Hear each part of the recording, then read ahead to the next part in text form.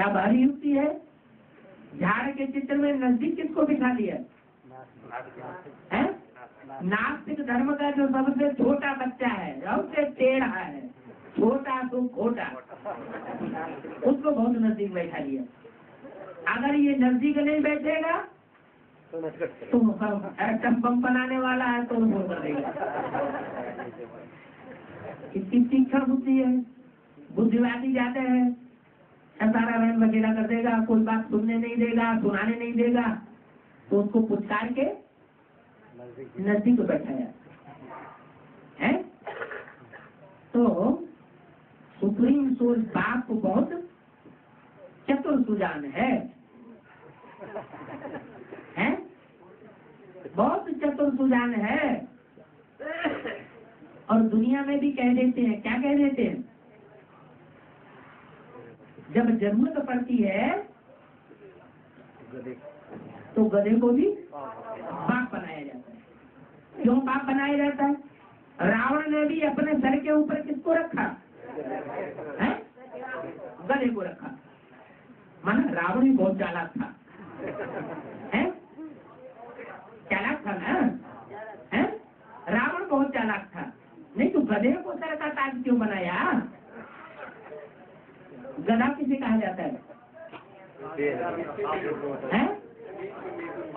जो देह अभिमानी की मिट्टी में लौट जाता है बार बार, उसको कहा गधा। क्योंकि देह अभिमान जास्ती होता है तो देह अभिमान के कारण परमात्मा की बात को मद्देनजर कर दिया जाता है। परमात्मा जो बात समझाना चाहता है, देह अभिमान के कारण वो आत्मा बात को समझ नहीं सकती। माता बाप की सबसे पहली प्रकृष्ट रचना है कि नहीं है? प्रमाना प्रकृष्ट और कृति माना रचना, सबसे पावरफुल रचना है। पावरफुल रचना है तो फिर बच्चे को तो ताज नहीं देना चाहिए। ताज किसको देना चाहिए? माता को देना चाहिए ना। किसको देना चाहिए? माता को देना चाहिए। लेकिन देते किसको है? बच्चे को देते हैं। क्यों देते हैं? बच्चा बाप समान बन जाए, माँ क्यों नहीं बन जाए? माँ पहली रचना है तो वो ना बन जाए, और बच्चा जो उसके बाद की रचना है वो बन जाए। बहुत दिनों की प्योरिटी के आधार पर बहुत दिनों की प्योरिटी के आधार पर पहला बच्चा पैदा होता है। नहीं तो कोई खास बात नहीं। माना इसका क्या हुआ? हाँ, माना बच्ची जब से जन्म लिया तब से लेकर जवान होने तक लंबे समय की जो पहली प्योरिटी की रचना है वो पहला बच्चा है? और वो प्योरिटी जब तक कन्या में मौजूद है तब तक कन्या पावरफुल है। क्या? कौन पावरफुल है? कन्या पावरफुल है। और कन्या की जब सगाई हो जाती है और वो प्योरिटी बच्चे में चली जाती है तो कौन पावरफुल हो जाता है? बच्चा पावरफुल। तो माँ ने अपना सब कुछ किसके ऊपर न्यौछावर कर दिया? बच्चे के ऊपर न्यौछावर कर दिया। सारी प्रॉपर्टी किसको दे दी? जो कन्याओं की सबसे बड़ी प्रॉपर्टी कौन सी बताई है बाबा ने? कन्याओं के पास धन तो होता नहीं, तन होता है, वो भी अबला कहा जाता है। पुरुष जैसी प्रबलता तन में नहीं होती है तो तन भी नहीं हुआ। मन जो है वो होता तो है मन, लेकिन बुद्धि से कंट्रोल्ड तो किसी का मन नहीं है। जब बुद्धि का कंट्रोल मन के ऊपर नहीं है तो मन कैसा हुआ? कमजोर हुआ ना। बुद्धि होती है। अगर बुद्धि बीज बाप में न हो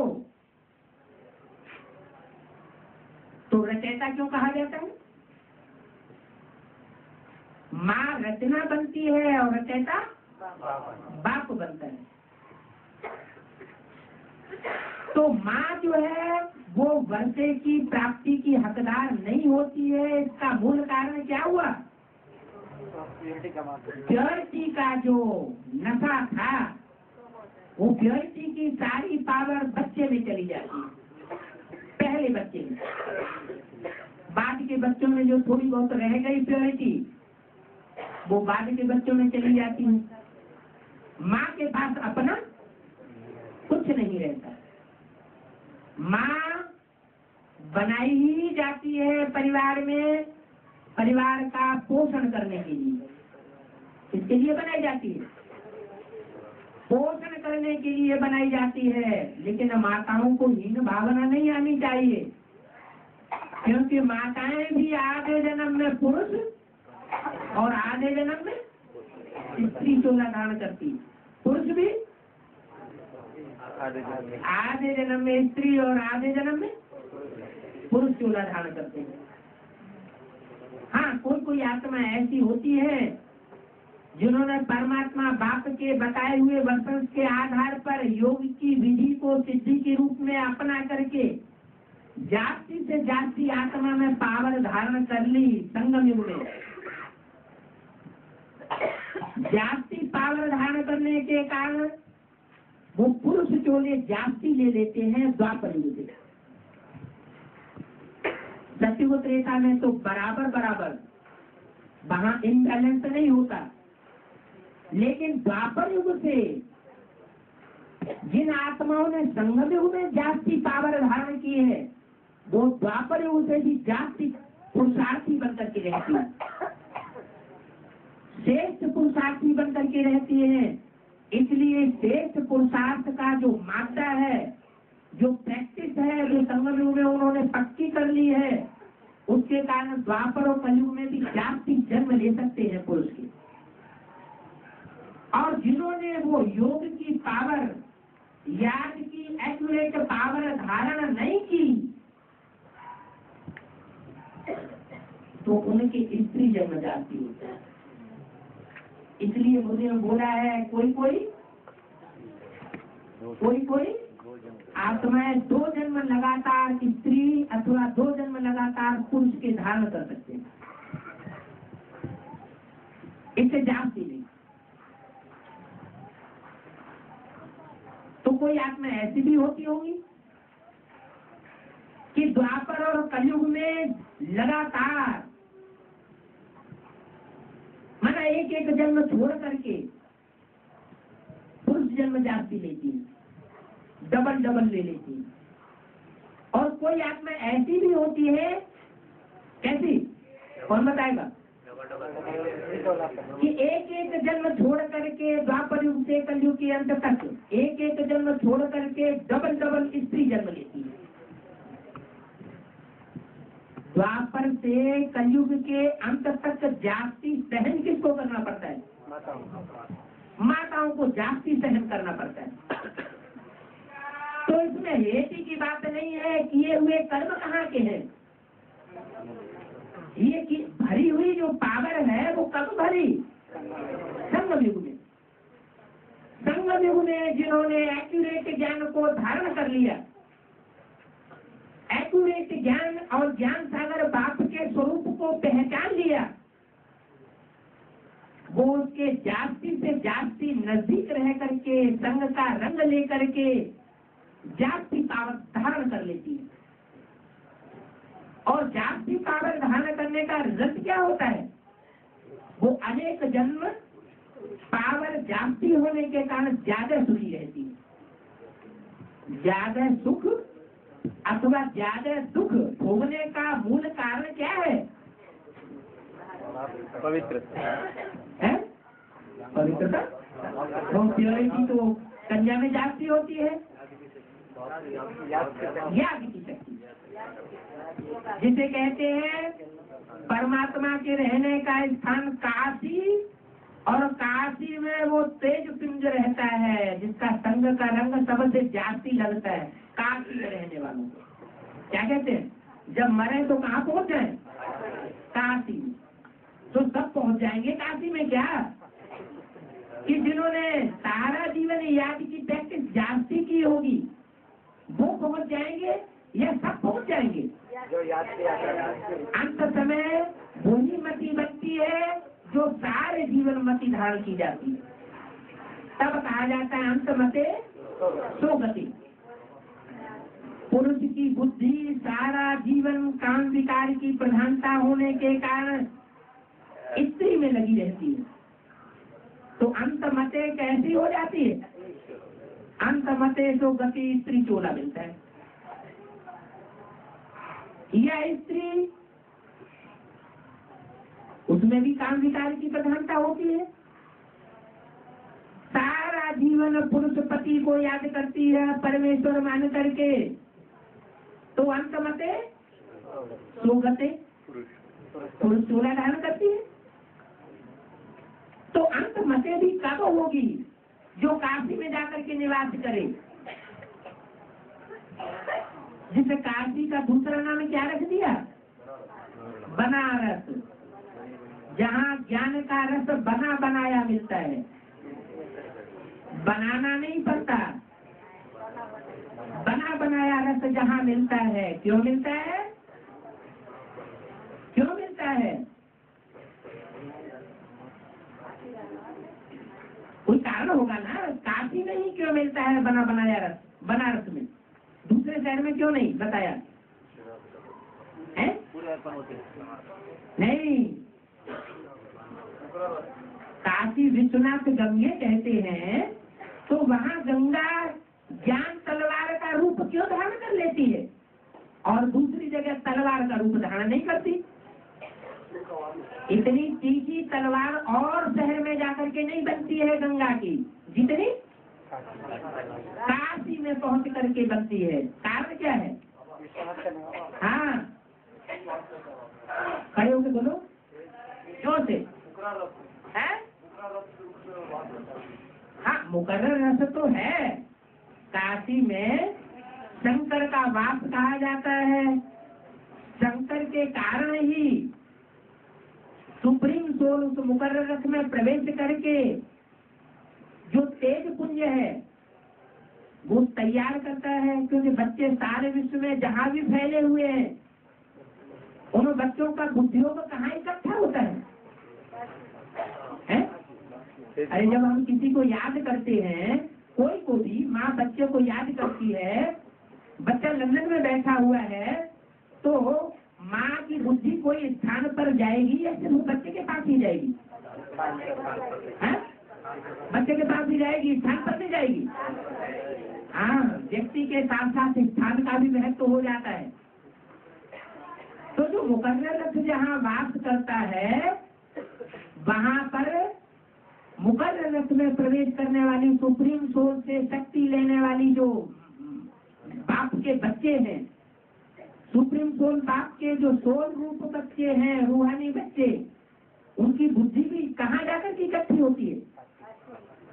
बनारस में, काशी में। इसलिए वहाँ काश्य माना तेज, तेज का पुंज इकट्ठा हो जाता है।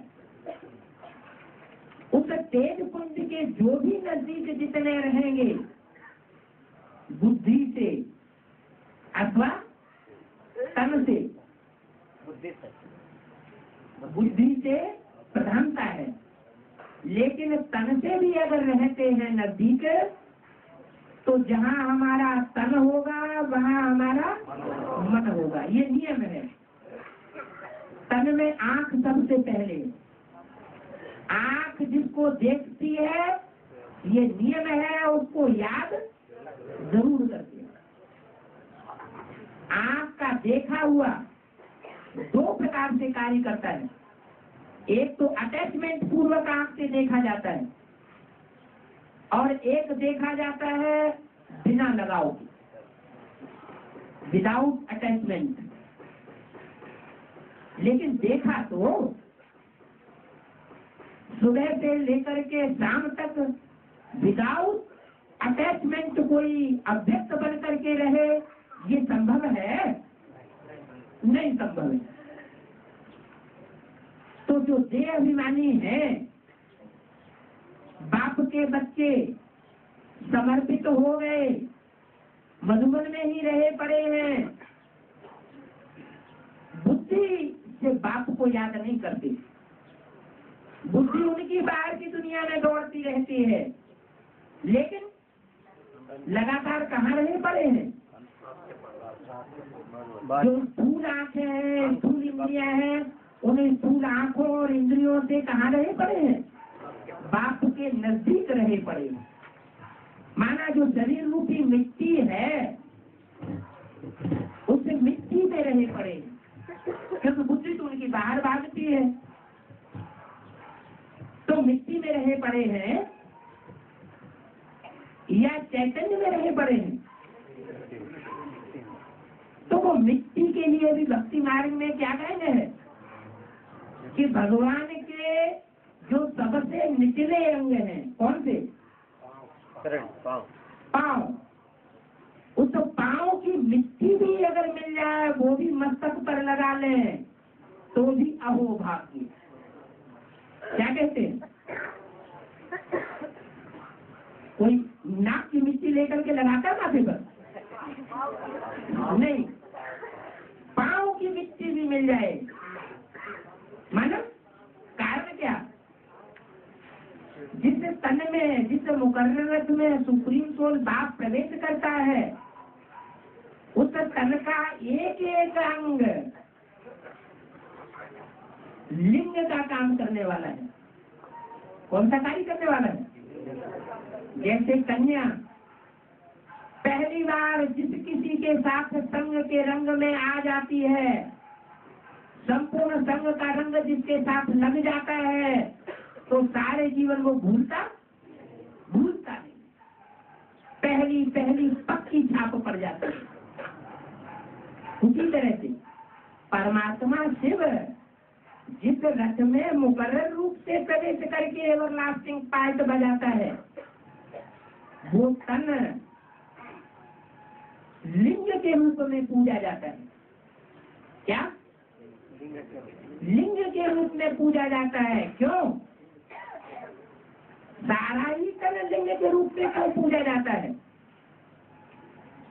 क्योंकि उस तन की सारी ही कर्मेंद्रियां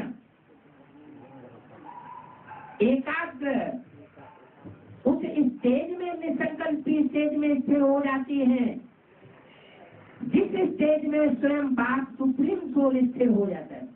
वो होता है, हो जाने की बात नहीं, वो तो है ही है, लेकिन जिस तन में प्रवेश करता है वो सोल भी कैसी हो जाती है? बाप समान स्टेज वाली हो जाती है। तो पूरा ही संग का रंग लगता है। इसलिए साकार में हो, भक्ति मार्ग में क्या बनते हैं? भारतवर्ष में खास करके परमात्मा चाहे साकार हो चाहे निराकार हो, चाहे साकार में नजदीक हो चाहे निराकार में हो, बुद्धि में नजदीक हो, तन से भी नजदीक हो तो मन से भी नजदीक, बुद्धि से भी नजदीक हो, वो दोनों ही बातें श्रेष्ठ हैं। सगुण माने साकार, निर्गुण माने निराकार। इसलिए तुलसीदास ने भी लिख दिया है, सगुण ही अगुण ही नहीं कछु भेदा, उभय हरे भव संभव खेदा। साकार और निराकार में भेद बुद्धि पैदा नहीं करना चाहिए। जो साकार है उसमें निराकार भी है। निराकार और साकार के बगैर, दोनों की प्रवृत्ति के बगैर इस सृष्टि के कल्याण का कार्य हो ही नहीं सकता। दोनों ही श्रेष्ठ हैं। इसलिए गोपियों ने उद्धव से क्या कहा? क्या कहा? हमें तुम्हारा निराकार नहीं चाहिए, हमें तो वो साकार ही चाहिए जिसको हमने अनुभव कर लिया। क्या? उद्धव तो पुरुष चोला और गोपियां स्त्री चोला। अनुभव कौन कर सकता है परमात्मा के निराकारी स्वरूप का पूरा प्रैक्टिकल में? है जो स्त्री चोला है वही तो अनुभव पूरा कर सकता है कि अन्य पुरुषों के मुकाबले में कौन ज्यादा निराकारी है, कौन ज्यादा संकल्प की स्टेज में ठहरने वाला है। तो जो अनुभव कर सकता है वो अनुभव सबसे ज्यादा श्रेष्ठ होता है। जिसको अनुभव मिल जाता है वो ज्ञान की बातों को ऊपर नहीं मानता। किसको ऊपर मानता है? अनुभव को ऊपर मानता है।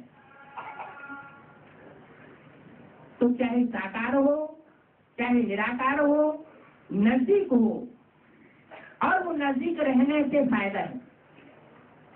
क्यों? क्योंकि जो आत्माएं जन्म जन्मांतर दूसरे धर्मावलंबियों के संग रही है, दूसरे धर्मों के वो विदेशियों के संग में रही है, वो आत्माएं लास्ट जन्म में अपने पूर्व जन्म के किसी सुकृत्य के कारण अगर बाप के नजदीक आ जाती है, अपनी मनोबुद्धि से नहीं, माँ बाप ने भले उन्हें जबरन सरेंडर कर दिया हो, आ जाती हैं पुष्करणी ब्राह्मण बन करके। ऐसे ब्राह्मण खुद माने धक्का देकर के उनको डाल दिया गया है बाप के नजदीक, तो उनमें भी पावर आ जाती है। कौन सी पावर आती है? निराकार के संग की नहीं, साकार के संग की पावर आ जाती है। आधार मूर्त में बुद्धि ले जाओ। आधार मूर्तों की दुनिया में क्या है? कौन पावरफुल बन गए हैं? जो भी दादाएं हैं, जो भी दादियां हैं, दीदियां हैं, उन्होंने साकार से जाति स्नेह किया या निराकार से भी स्नेह किया?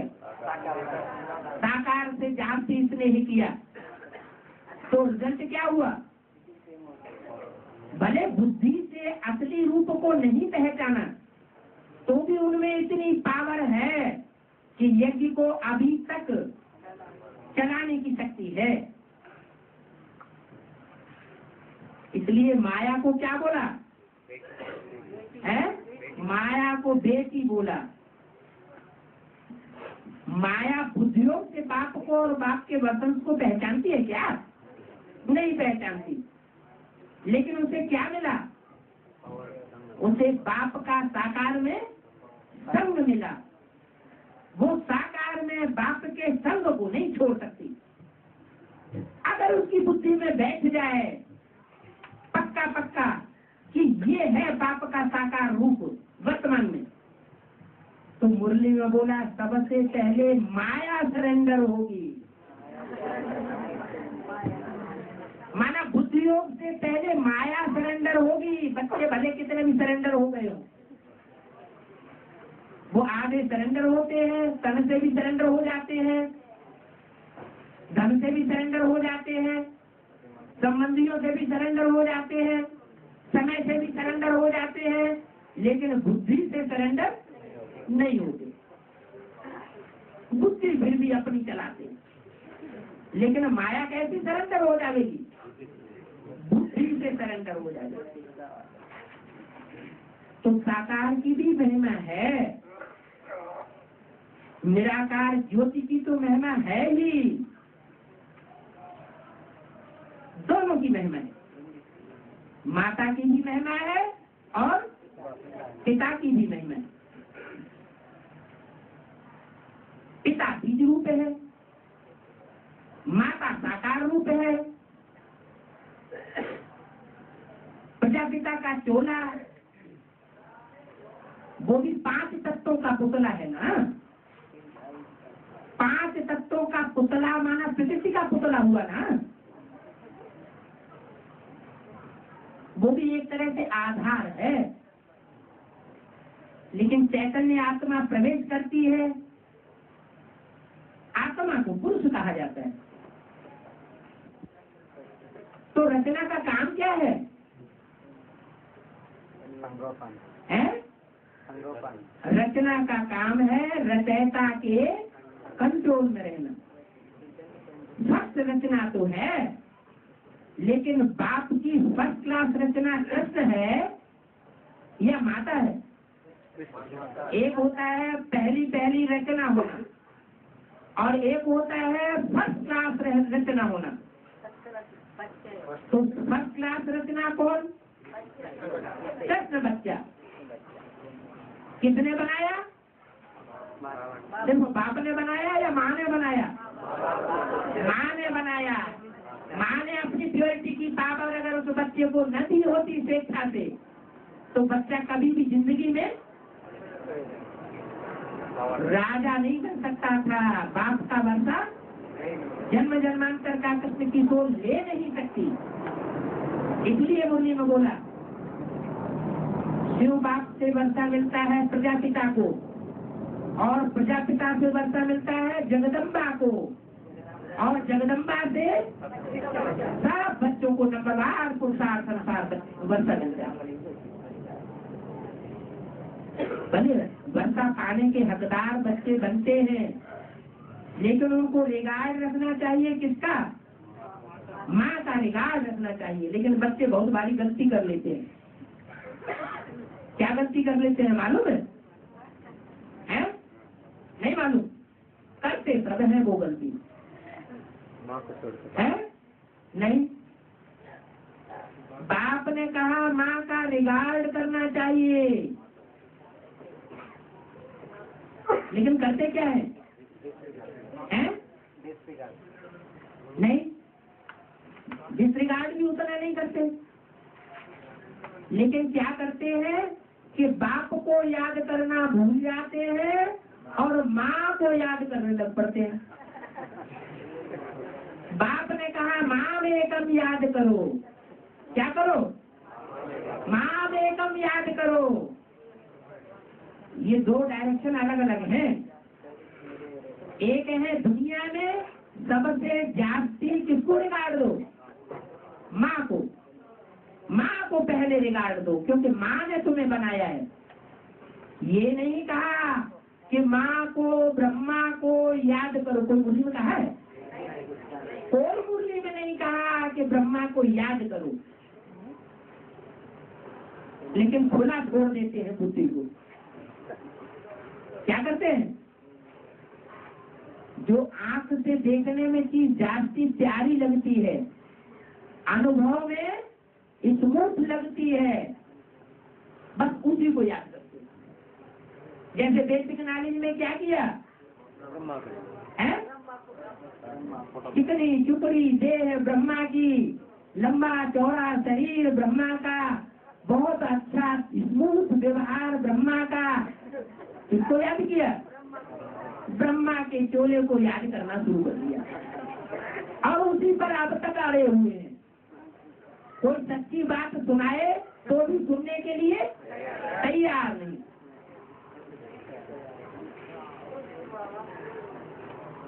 तो ये भारी भूल हो गई बच्चों से, हो जाती है। क्या? बुद्धि को मन को खुला छोड़ देते हैं। उनको ध्यान ही नहीं रहता क्या करना है और क्या नहीं करना है। इसलिए आत्मा पावरफुल होने की बजाय कमजोर होती चली जाती है। बुद्धियोग से जब माँ को खींचेंगे और बाप को भूलेंगे तो देवता बनेंगे या असुर बनेंगे? जैसे देवी जागरण होता है तो क्या चिल्लाते हैं? किसकी जय? जय माता दी। माने पिता की हार हो जाए।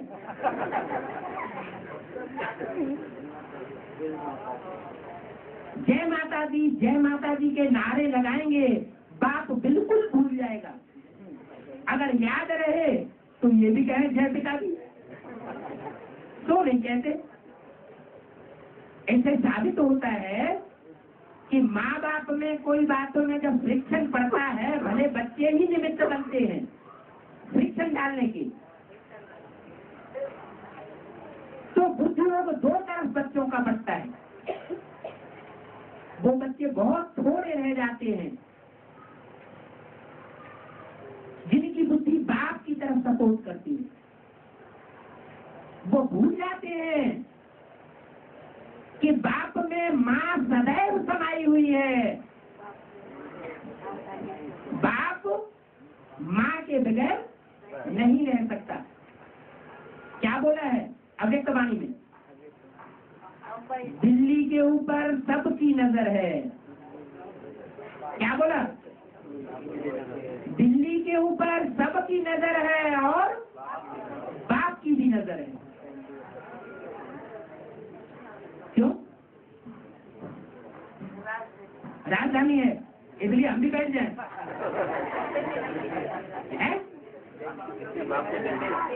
दिल्ली बाप का दिल है, इसलिए सबकी नजर है।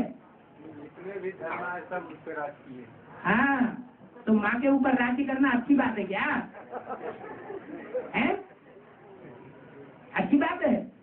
नहीं। दूसरे धर्म जो हैं, दूसरे देश हैं, उन दूसरे देशों को दिल्ली के ऊपर राज्य करना ये अच्छी बात है? दौड़े दौड़े चले आए और दिल्ली के तख्ते को जीत लिया और राज्य करना शुरू कर दिया, मारकाट मचाई दी। सबसे ज्यादा मारकाट किसने मचाई है? दिल्ली में आकर के सबसे ज्यादा खून खराबा कौन से धर्म ने किया? उसका नाम हुआ नादिर शाह। कत्लेआम का आदेश दे दिया नादिर शाह। क्या? किसका डर नहीं है उसको? जो दिल्ली का शाह है उसका उसको डर नहीं रहा।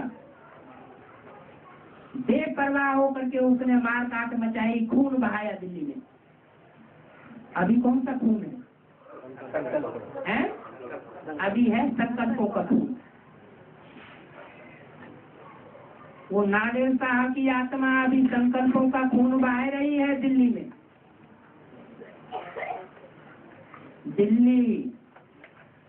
दिल्ली का वातावरण बहुत अप एंड डाउन में आता है कि मद्रास, बंबई और कलकत्ते का आता है। ज्यादा मौसम का प्रभाव किसके ऊपर पड़ता है? दिल्ली के ऊपर। दिल्ली सबसे ज्यादा प्रभावित होती है, अप एंड डाउन में आ रही है कि एक रस अवस्था में दिल्ली रहती है या दूसरे शहर रहते हैं। जाती अप एंड डाउन में सबसे जाती दिल्ली आती है, लेकिन दिल्ली पर बाप की नजर है।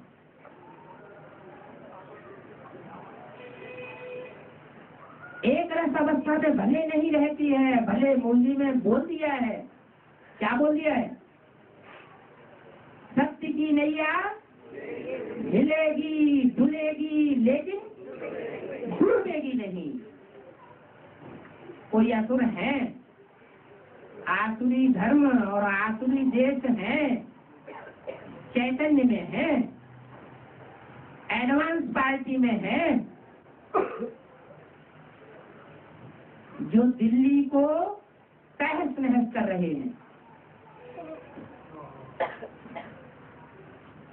लेकिन बाप के बच्चे भी मौजूद हैं। बाप के बच्चों की बुद्धि में भी सारी बात आ चुकी है। जैसे मुरली में बाबा बोलते हैं, बाबा इन आंखों का लोन लेकर आए हैं, ये मुरली में बोला है।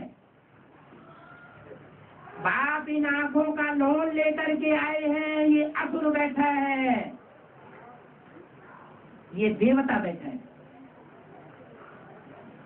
कौन सा बाप? शिव बाप तो लोन लेके आया हुआ, वो तब की बात हुई। कब की? जब ब्रह्मा के तन में बोल रहे थे। अभी क्या आंखों से नहीं देख रहा है? इन आंखों से देखने की बात है या बुद्धि योग से देखने की बात है? बुद्धि योग से देख रहा है कि माँ और माँ की भुजाओं को पकड़ के खींचने तानने की खींच डाले इधर। बुद्धि योग से कौन कौन से बच्चे कर रहे हैं? बाप आया हुआ है, बेहद का बाप है, तो बेहद का बाप आया हुआ है तो भुजाएं भी बेहद की होंगी या स्थूल होंगी? बेहद की भुजाएं होंगी ना। जगदम्बा है तो जगदम्बा अकेली है या जगदम्बा की भुजाएं शक्तियां भी हैं? ब्रह्मा को जगदम्बा कहा है, बड़ी मां माना जगदम्बा, तो उसकी कितनी भुजाएं हैं? 1000 भुजाएं हैं। उन 1000 भुजाओं को अगर कोई बुद्धि योग से खींचने की कोशिश करता है, टच करने की कोशिश करता है, हाथ लगाने की कोशिश करता है, तो कौन हुआ? है? हिंदी में तो गालियां दी जाती हैं। वो गालियां कहते हैं, गाली देता है असभ्य है, लेकिन वो गालियां किस समय की यादगार है? संगम युग की यादगार है। बहन dot dot, mother dot dot, बेटी डॉट डॉट, ये कहाँ की गालियां हैं? संगम युग की गालियां हैं ना। ये संगम युग में सब कर्तव्य किए हैं ना आखिरी बच्चों ने। अभी वो प्रकृति एक एक से 100 गुना नहीं, 1000 गुना नहीं, लाख लाख गुना बदला लेगी। 63 जन्म जो पाप किए वो तो माफ होते हैं, लेकिन इस अंतिम जन्म में जबकि एक एक आत्मा के पार्ट खुलने वाले हैं, पुरुष माने आत्मा, पुरुषों में कौन कौन आत्माएं उत्तम बनने वाली है? तो जरूर कोई आत्माएं कैसी बनने वाली है? उत्तम के मुकाबले कनिष्ठ, नीच, जिन्हें कीचक कहा जाता है। कितने कीचक थे? पांडव तो सिर्फ 5 ही गाये हुए हैं। कीचक कितने गाये हुए हैं नहीं मालूम। कौरव कितने गाये हुए हैं? 100। उनकी संख्या बहुत होती है। ऐसे ही कीचक भी 100 गाये हुए हैं। कीचक की परिभाषा मुरली में दी है डर्टी ब्रूट।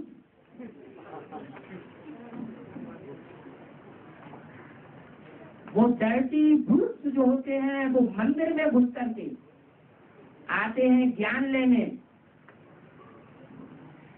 और प्रभावित करना चाहते हैं जो जगत माताएं हैं उनको,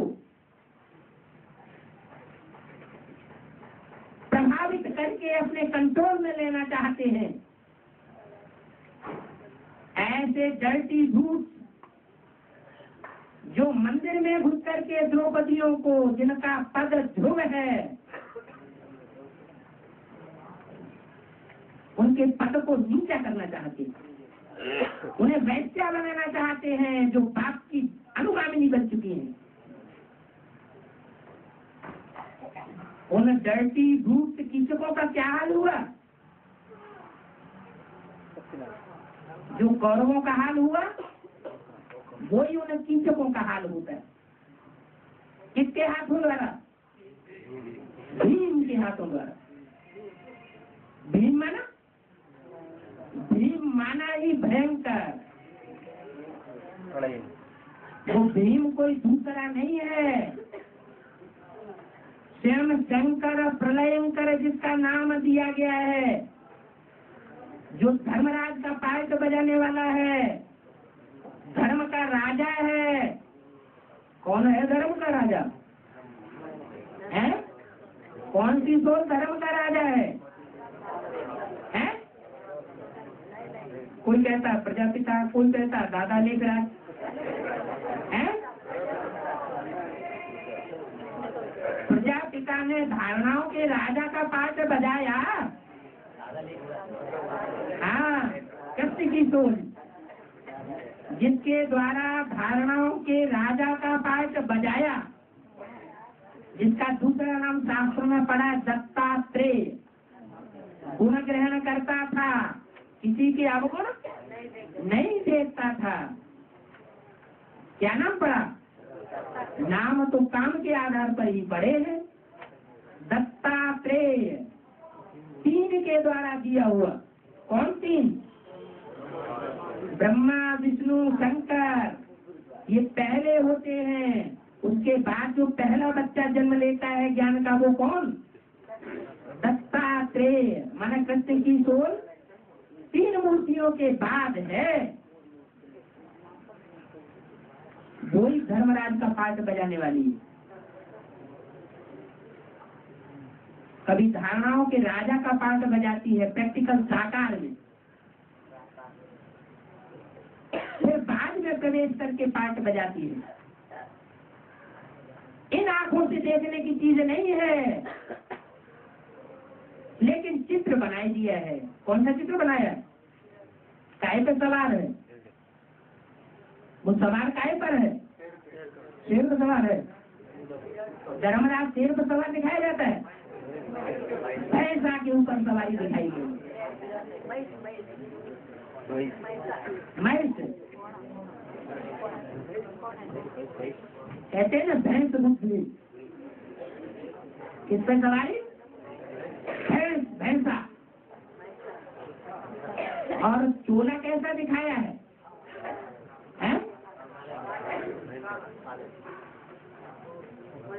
जो मंदिर है दिलवाड़ा मंदिर, उसमें बीच में तो उसका रूप गोरा दिखाया है, और जस्ट अपोजिट रूप दिखाया है काली कोठरी है बड़ी सी कॉर्नर में, उसमें बैठा हुआ है, मुरली में बोला है, कोठरी काली में बैठा हुआ है काला देव, भुजंग काला। तो ये पार्ट कहाँ की यादगार है? संगम युग की यादगार है। धर्मराज बाप इन आंखों का लोन लेकर के आए हैं। किन आंखों का? वहां तो बोला दादा लेकर आज की आंखों का लोन लेकर आए हैं। यहाँ कौन सी आंख है? यहाँ बुद्ध रूपी आंख भी साथ में है, और स्थूल आंखों का भी अंधा नहीं है। स्थूल आंखों से भी देखता है, बुद्धि से सब समझता है, एक एक बात का 100 गुना हिसाब लेगा। इसलिए ब्राह्मणों की संगमयुगी दुनिया में रह करके बहुत सोच समझ करके कदम उठाना, नहीं तो अंत में बहुत पछताना पड़ेगा। ऐसे ही नहीं स्थापना हो जाएगी स्वर्ग की। इतने धर्म पिताएं आए, वो भी सुख की दुनिया बनाना चाहते थे, लेकिन नहीं बना सके। उनके भी सामने सबसे मुख्य विघ्न कौन सा आया होगा? कौन सा सबसे बड़ा विघ्न है इस यज्ञ में? काम विकार। अभी पुरुषार्थ का टाइम पूरा हुआ, अभी पढ़ाई का टाइम पूरा हुआ, अभी बाप का रोल भी पूरा होने जा रहा है, माता का रोल तो पहले ही पूरा हो गया। अब चिल्लाते रहो अम्मा क्यों ना आई, चिल्लाते रहो, रोते रहो, अपने कर्म नहीं देखना। बच्चे बड़े हो गए, समझदार हो गए, अब भी चिल्लाए अम्मा क्यों नहीं आई। अब बड़े होने के बाद तुम्हें अम्मा याद आ रही।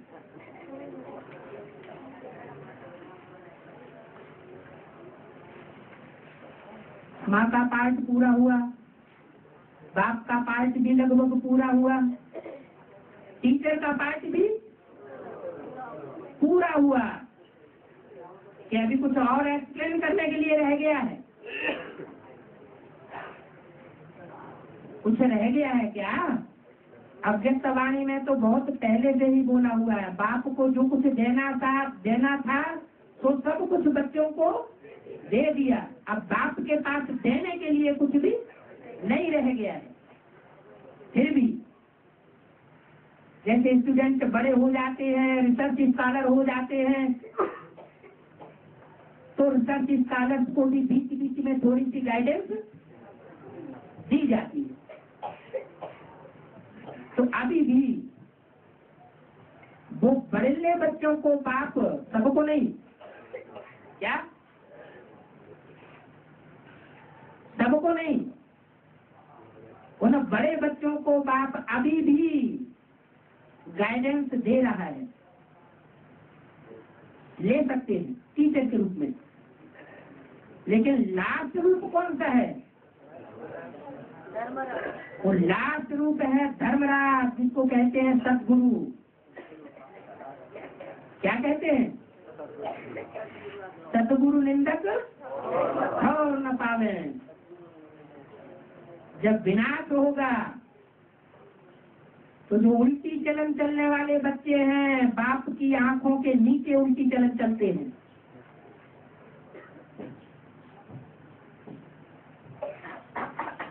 उल्टी बातें बोलने वाले हैं, वो सदगुरु बाप से बच करके नहीं रह सकते। कान पकड़ के उनको ऐसे देश में फेंका जाएगा कयामत के समय में, जहाँ चारों तरफ क्या होगा? मौत ही मौत बरपाए रही होगी, मौत ही मौत मंडराए रही होगी। इसलिए जो गायन है उसको याद करो बार बार। कौन सा? सदगुरु निंदक ठौर न पावे। कौन सा ठौर? ठौर माने स्थान। मधुबन का वो ठौर, महामधुबन माउंट आबू का वो ठौर, जो अंत समय में संसार के सामने प्रत्यक्ष होने वाला है। नई दुनिया के संगठन स्वर्ग का वो ठौर जो दिल्ली में स्थापन होने वाला है, और सारी दुनिया की कंट्रोलिंग जहां से होने वाली है वो ठौर, वो कोई ठौर प्राप्त नहीं कर सकेंगे। हाय हाय करते शरीर छोड़ेंगे, अंत मते सो गति, सारा पुरुषार्थ चौपट हो जाएगा। इसलिए होता तो बहुत कुछ ऐसे ही है, अभी तक भी ऐसे ही हुआ है कि बाबा मुरली चलाते रहे हैं, बच्चे सुनते रहे हैं, 63 जन्म जैसे कथाएं सुनी हैं, एक कान से सुनी दूसरे कान से निकाली, पल्ला झाड़ा और अपने घर गए।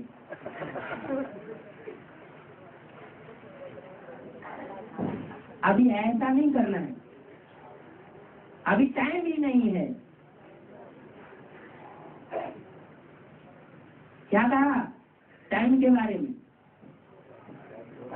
बहुत गई, बहुत गई, थोड़ी रही, थोड़ी की भी थोड़ी रही। अभी एक सेकंड का महत्व है ब्राह्मण बच्चों के लिए। एक सेकंड की भाषा का महत्व है, एक सेकंड की कर्म जो कर्मेंद्रियों से करते हैं उसका महत्व है। उस महत्व को जान करके, समय की प्रबलता को समझ करके आगे बढ़ना है।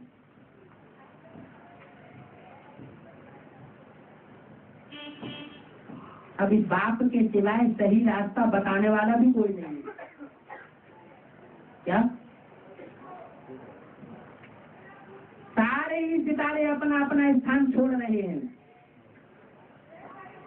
घड़ी में आपको, घड़ी में डाउन। जो मुख्य आत्माएं पार्ट बजाने वाली हैं, उनके लिए क्या बोला? बड़े बड़े महावीर जो कहे जाते हैं उनके लिए भी बोला है कि 108 में से 100 की माला फिर भी 90% बन जाती है, लेकिन जो 8 हैं वो बहुत ऊपर नीचे हो रहे हैं। अभी अभी पड़ी है, अभी अभी अब पापा अभी अभी डाउन, अप एंड डाउन में आ रहे हैं। भले अव्यक्त वाणी में बोल दिया है पिछले वर्ष, क्या बोला है, 3 सीट फिक्स हो चुकी है, ब्रह्मा, बाप और जगदम्बा। लेकिन साथ साथ फिर ये भी बोल दिया कि 8 बहुत ऊपर नीचे हो रहे हैं। माना कितने को छोड़ा गया है? 5 को, 3 को, 3 को कहाँ छोड़ा गया? 9 तो मुखिया है 9 धर्मों के, जो माला में मुखिया बनकर रहते हैं। 1 को छोड़ा गया, बाकी सब अप एंड डाउन में आ रहे हैं। एक ध्रुव तारा अपनी जगह अड़ियल होकर के अड़ा हुआ है, बाकी सब अपना अपना स्थान छोड़ देते हैं। कभी ध्रुव तारे के राइटियस में है तो कभी लेफ्ट पहुंच करके गायब हो जाते हैं। तो क्या करना है? जब बड़े बड़ों का ये हाल है तो छोटों छोटों को तो अपने ऊपर बहुत अटेंशन देना है। अच्छा, ओम शांति।